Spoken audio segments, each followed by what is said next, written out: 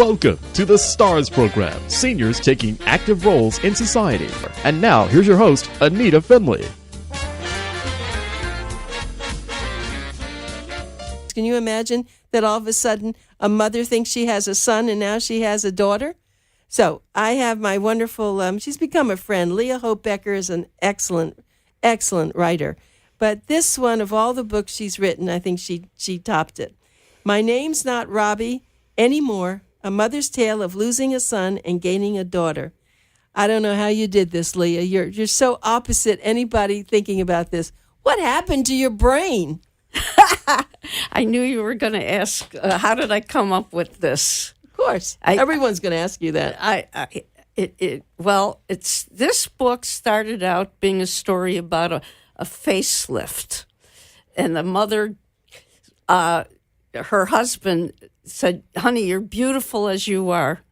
But she just thought he just didn't want her to do it. And then it evolved. There I was at my writer's group, and I thought it was going to be a rather short book about a facelift. And all of a sudden, everybody's looking at me, and it popped into my head. It happened like this. My children didn't want me to write about them anymore. But I'm so good at knowing what a mother feels like who has children that shock her and surprise her.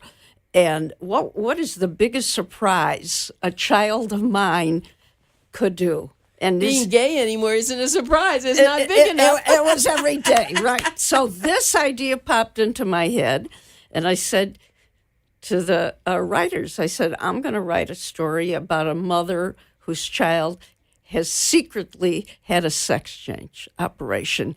And everybody looks at me, like I'm more of a nutcase than they already thought I was. And this book evolved. And I told this to LEA, that most people wouldn't tackle something like this unless maybe they had a personal experience and they knew more. But then this is not a serious book in a sense. It's a funny book about something that's serious. But she keeps weaving in her facelift story throughout this whole book. But what happens here is you start to feel a lot of compassion for someone who has had this done, because we know people are doing it. And as you said, we were talking about Bruce Jenner, who you thought of this book long before that came out to be public. But how many years ago was it when that woman, Danish man, became a woman? Christine Jorgensen. I do remember that. Yeah, I think it was back in the 1959. 40 years ago, a long time ago. Yeah. And that was very unusual to hear that. And then there was a doctor who was a tennis player. There was another person that did this. There was I can't remember his name now, but he made a change too. But there are not many of them, and maybe there are, but it's secret. But the way, I still say, someone could have written a serious book about this, and I don't think I probably would have read much about it. Most of the books written on this, and there are many books on this subject, they are all serious. Most of them are written from the point of view of the transgendered person.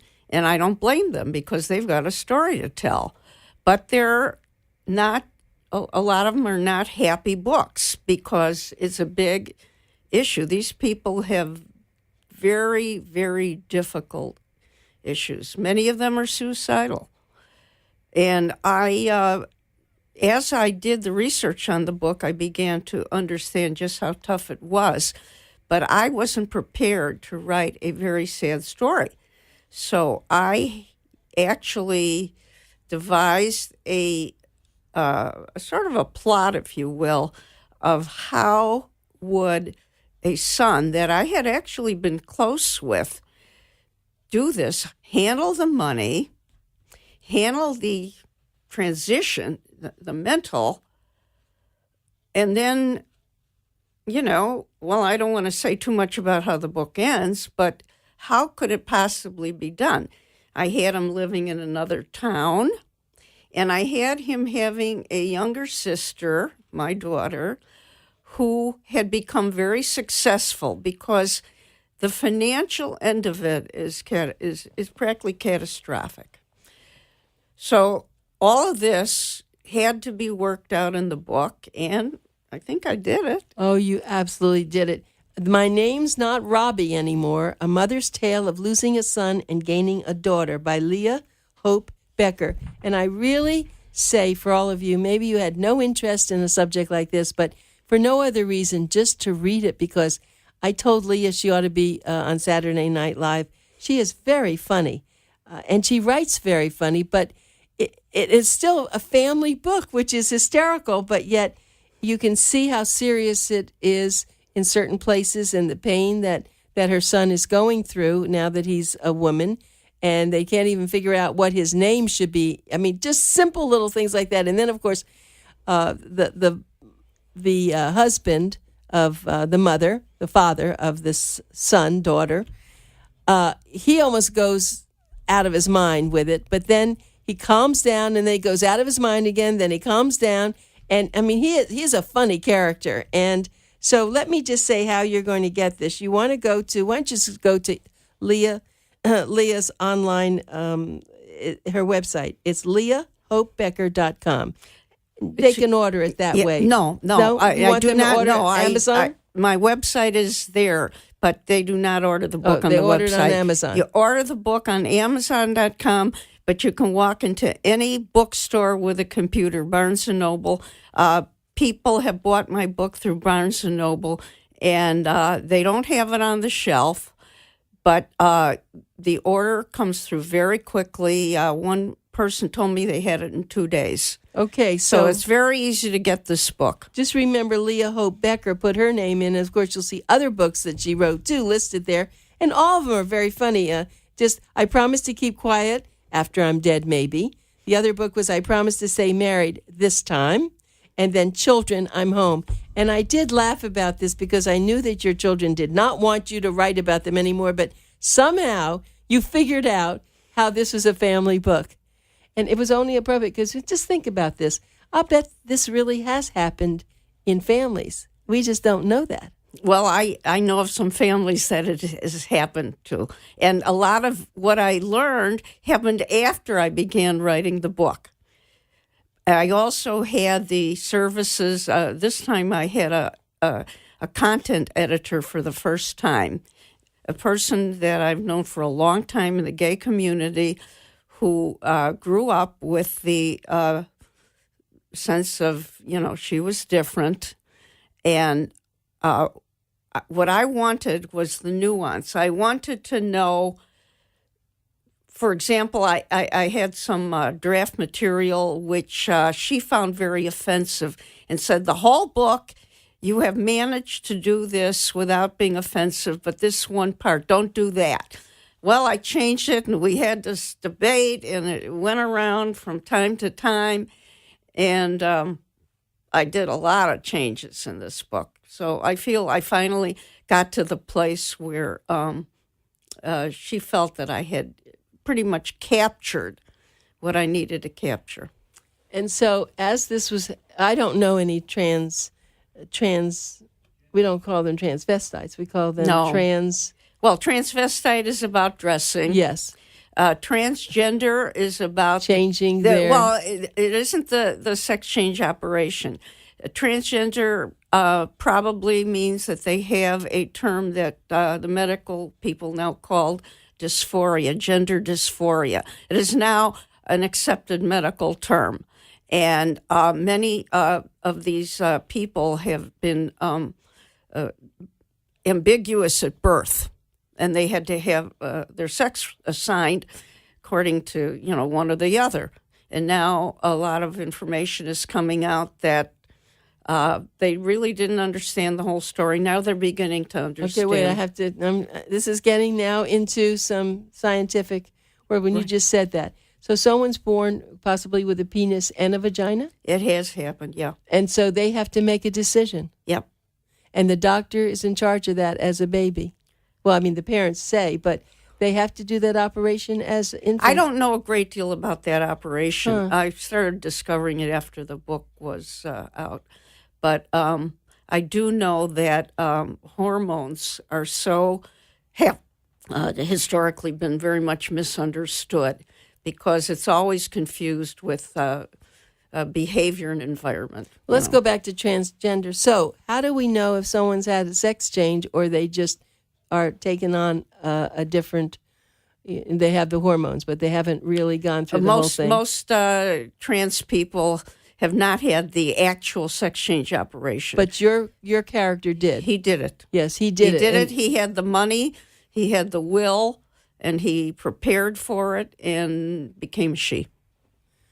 It became she. But what, so we just call that person a she now. We don't even call him a him. Right. And I got a few jokes about... So, I mean, I know that. See, I got a few jokes about pronouns because the mother keeps making them. And I know. And it's very hard to joke about it, but in order to survive, this mother had to come up with ways to rationalize what she was dealing with. I mean, the funny thing is they hide it the way they hide it from their family members, the cousins and the family that they're going to have a wedding with. I mean, the wedding. That was hysterical. I mean, it really is. I mean, I just have to tell you, I'm at loss for words, and I'm usually not at loss for words. What I was going to read just something from it. It's also funny. I don't even know where to read. What is the funniest place here? Can you put your finger in anything? Favorite. Which one? Well, my favorite joke is where the new daughter comes to the swimming pool, and she just met some women. She joined an aerobics class, and she isn't ready to talk about it, and she wonders if they're going to notice this new daughter's appearance. And she starts thinking in her head. She does a lot of thinking in her head, and she has to look at the part of the bathing suit that used to be different. So she comes up with this idea that, I could have been the only mother in the world. You know, we had his baby shoes bronzed, that, you know, when they changed things, I could have had something else bronzed. I'd have been the only mother in the world. That's one of my favorite That is very places. funny. I know that I just read something. Now, your book has put such a lot into my mind, and I'm sure it's going to do that for all other readers. Even though it's funny, it does bring you to the bare facts of this whole thing, where they're now having a problem about transgender people. What bathroom do they go into? Did you see that? I yes, just saw that in I did New York catch Times or somewhere. Yeah, there's legislation. Now, that's really interesting. So even though this man is now a woman, they don't even accept that this woman needs to go into a female. They don't know what to do. They don't know what to do. I do have one section, one little place in the book where, and because you got to remember, this was written over a year ago now and published about 6 months ago, that that legislation had not been made public yet. And I did have a section there where he had to change. He was working out at a gym, and he had to change from the men's locker room to the women's locker room.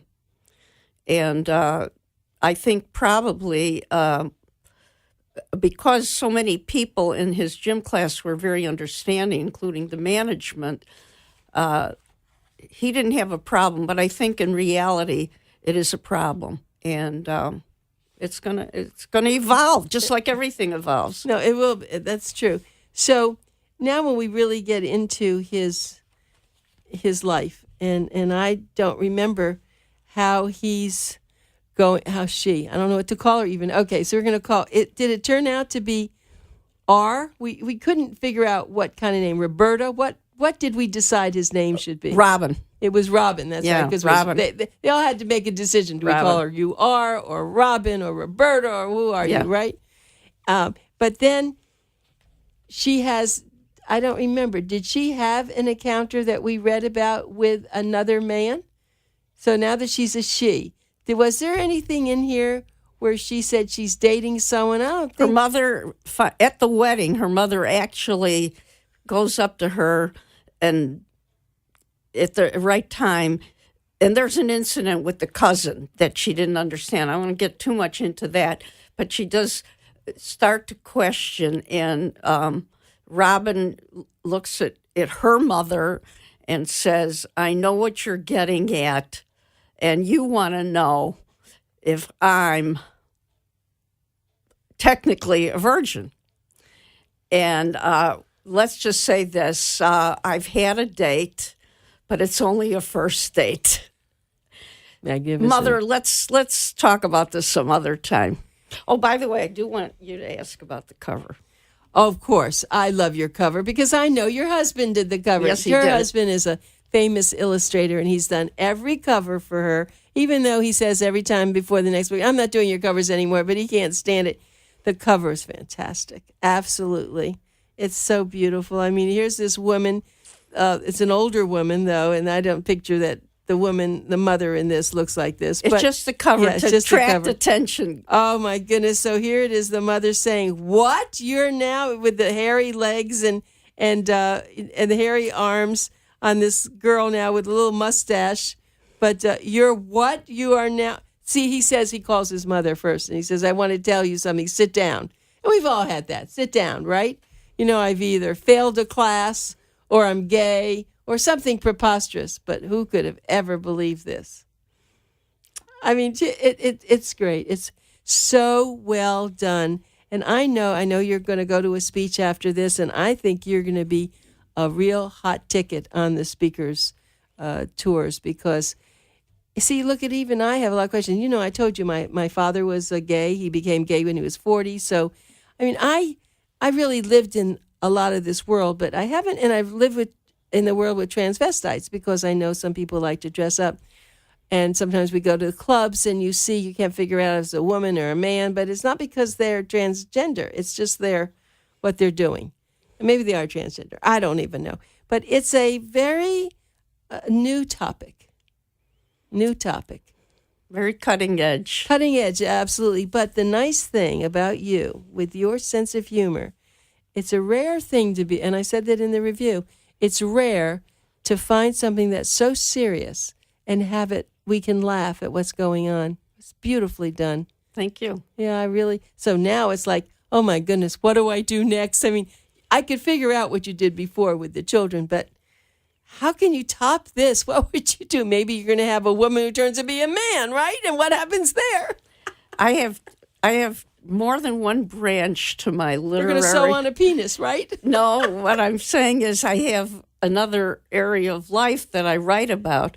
I am assembling a group of anecdotes about my still continuing life as a tax person because in order to spend time and money on this book, I've had to have a source of income. And I do enjoy it, and I've done it for many years, but I don't have a very typical tax practice. So I am assembling a group of anecdotes about strange situations. And because some of these people are still living and ethics are involved, I've had to do a lot of fictionalizing. But the concept is there. For example, one of the stories I'm just polishing off now is about a new client that comes in with a dog that's as big as a small horse, and the guy's very eccentric. So I'm trying to do this and do an anecdote after an anecdote after an anecdote, and the whole theme of the story, when it's finally finished, I think, is going to be about how different people are about the subject of money, and how their lives are. There is no one mold. Some people are wealthy and eccentric, and some people are wealthy and powerful, and some people are poor and happy, and some people are poor and miserable. But and women have had their issues, and along comes women's liberation, and now you're freed from the kitchen. So I have a whole group of these. How it's going to turn out, I'm not sure. I'm still working on it. My guest is Leah Hope Becker. She wrote the book. She wrote a lot of books, but this is my favorite, really. My Name's Not Robbie Anymore, A Mother's Tale of Losing a Son and Gaining a Daughter. I'm Anita Finley, and you're listening to 740 AM and also 1470. We're simulcasting. This is a very special time for me because I met Leah when she wrote her first book, and it was kind of instant love for me with her. She's so sweet, and she's so smart, and she's so enthusiastic. And so here she has like a dual. She's got her own problems right now because she's in her world that she created as a lawyer and a CPA, which she does in different ways. And now she's an author who's going to be in great demand, and she's not going to know who she is. So she's going to call me Anita. I'm having a transgender moment of being an author, or what else am I going to be? But we're not going to let you have an operation. What about that facelift? I laughed about that because I think all of us, as we passed 50, we keep looking at our face, we keep pulling up places, and we say, let's have a facelift, and it's in the back of our mind. I don't think that she had one. That I can't tell you everything that's going to come out in the book. I want there to be some suspense. I have suspense about whether she's going to have the facelift and whether the husband is ever going to bond with the new daughter. So those are things that readers, listeners, please buy the book, enjoy it, share the book. Let me ask you a question now, because I'll put your psychology hat on. Why is it easier for a woman, a mother, to accept whether a kid is gay or transgender? What is it in that personality of a man and a woman? Well, it isn't always that way, but it's usually that way. Most women, there's something about the maternal instinct, first of all. I mean, this is a child that you had, you bore out of your flesh. And also, most men are very, I would say a majority of men still have that macho characteristic, whereas women, it's okay to be macho. You could want to be president, but it's also okay to still be domestic. And, I have the big issue about, do I still want to bake cookies, But so women have generally gravitated to both roles. They earn a living, they raise the kids, and they're still mothers. Whereas men, not as many men have become mom, although for a number of years now, it has become easier for men to switch roles. But I think mostly most women are still more psychological. I believe more. I'm not sure about this, but I believe curious. More women go to are okay with psychologists and psychiatrists than men on certain levels. Well, I think that Robin's mother, we'll call him her now. We'll call her Marlene. That she really helped her husband get through this at the beginning. And whether he continues or not, we won't tell either. But at the beginning where he was, that was it. He probably never wanted to see this, whatever used to be his son anymore. But she was very clever about it. So that was very good, too. You were very good at normalizing the family somehow. And the family, like Linda, was very important in this, the daughter, who really loved her brother and wanted to help him and loaned him a lot of money. But the key was that now the father isn't happy, and now he has to pay. He needs, poor Robin needs some more money to finish the payments on the operation, and now the dad has to spend money on something he can't even believe. Right? That was very clever. Exactly. Very clever. Well, I think we're just about to run out of time, but I really hope that everyone will buy the book. You don't have to even know about being transgender. You don't have to care about it. But the way that it's told is hysterical. You will laugh out loud. And actually, why not? This is a new thing in society. Why not learn a lot about it in a way that doesn't push you and put you right in your face? It's not medical.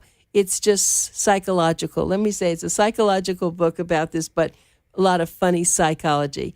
And maybe you will see Leah on the Saturday Night Live show sometime, huh? I think I'll write to them. Well, I think you could do this. And, of course, the thing is, Bruce Jenner, as you said before, Bruce Jenner ought to get this book, and I don't know how you can do it, but I'm sure he's written some books. What I would do is suggest that you go online, see if he has written a book. I told you he was on my radio show many years ago. He was brought in by some organization he was helping. That's how he came on.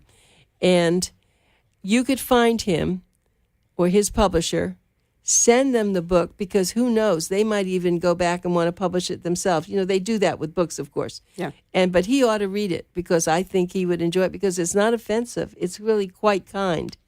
And so I really appreciate your coming in, Leah, and thank you. And everybody, just go buy the book. My name's not Robbie anymore.